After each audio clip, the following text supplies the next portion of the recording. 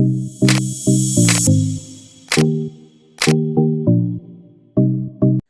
assalamualaikum warahmatullahi wabarakatuh. Ketemu lagi dengan saya di channel vlog berita. Oke teman-teman, hari ini tuh ada kabar berita dengan judul sosok Maria Pauline Lumowa pembobol BNI 1,7 triliun rupiah yang diekstradisi setelah 17 tahun buron.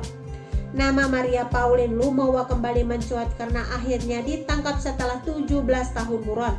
Maria Pauline Lumowa adalah tersangka pembobol BNI senilai 1,7 triliun rupiah. Maria Pauline Lumowa pun diekstradisi dari Serbia dan sudah tiba di Bandara Soekarno-Hatta, Tangerang pada Kamis pukul 11 WIB.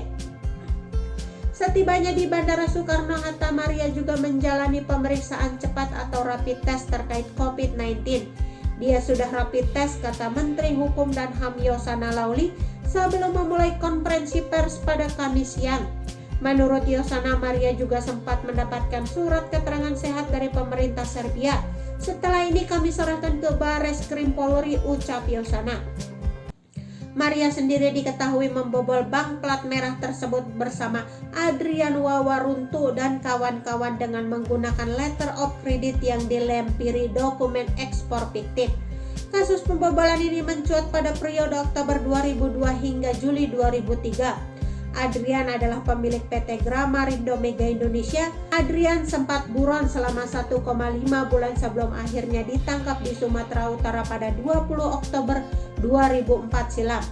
Pada kasus yang diadili di Pengadilan Negeri Jakarta Selatan 2005, Adrian akhirnya divonis seumur hidup. Ia disebut sebagai dalang dalam kasus pembobolan yang dilakukan bersama 16 pelaku lainnya.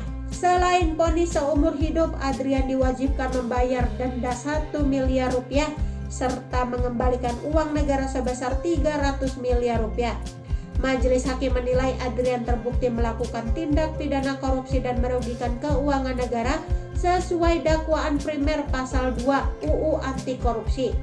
Adrian juga terbukti bersalah melakukan tindak pencucian uang sesuai dakwaan subsidiar pasal 3 UU Tindak Pidana Pencucian Uang.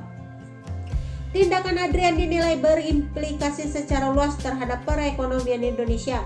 Menurut majelis hakim, kepercayaan investor asing terhadap kinerja perbankan menurun, sentimen bursa saham dan perekonomian memperlihatkan sinyal negatif. Sebelum Adrian, 8 orang lainnya telah menjalani hukuman kurungan penjara.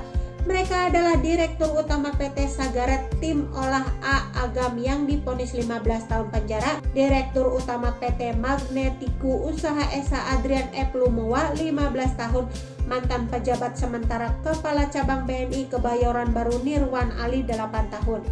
Kemudian mantan Kepala Cabang BNI Kebayoran Baru Edi Santoso seumur hidup, staf BNI Kusadi Yuwono 16 tahun, Titik Pristiwanti 8 tahun, Rizhat Kauntul 10 tahun, dan Aprilia Widarta 15 tahun.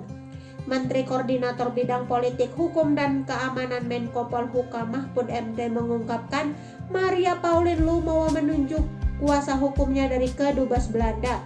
Ibu Pauline tadi sudah mengatakan punya kuasa hukum dari Kedubes Belanda karena beliau sekarang menjadi warga negara Belanda, ujar Mahfud dalam konferensi pers pada Kamis.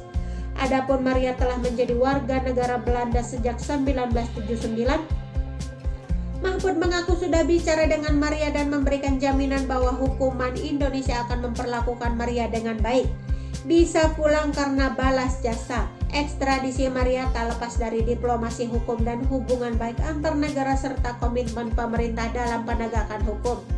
Pemulangan Maria juga sempat mendapatkan gangguan berupa upaya hukum agar dapat lepas dari proses ekstradisi dan ada upaya dari sebuah negara untuk mencegah ekstradisi terwujud. Oke teman-teman, itu sedikit berita dari channel vlog berita. Sampai ketemu lagi di berita-berita selanjutnya. Assalamualaikum warahmatullahi wabarakatuh.